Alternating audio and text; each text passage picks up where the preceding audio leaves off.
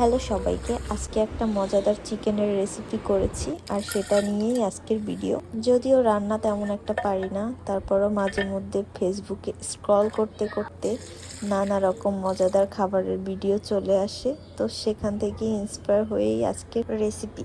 এখানে আমি চিকেনটাকে ভালো করে সব ধরনের মশলা দিয়ে ম্যারিনেট করে নিচ্ছিলাম। আর আগে থেকেই কিছু মশলা এক্সট্রা করে ব্লেন্ড করে রেখেছি, যেটা ভিডিও শুরুতেই দেখতে পেয়েছি। এটা মূলত ইন্ডিয়ান একটা চিকেনের রেসিপি, যদিও আমি নাম ভুলে গিয়েছি।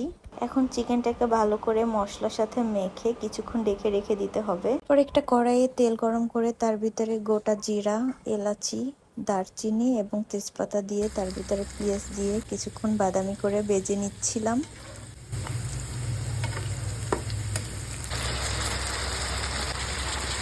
এখন আগে থেকে ব্লেন্ড করা মশলাগুলো চিকেনে দিয়ে 10 থেকে 15 মিনিট রেখে দিতে হবে। খুব সুন্দর একটা কালার এসেছে।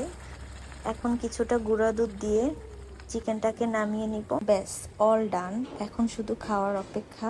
এটা খুবই টেস্টি এবং অনেক ইজি একটা রেসিপি। তোমরাও চাইলে বাসায় এভাবে ট্রাই করে দেখতে পারো।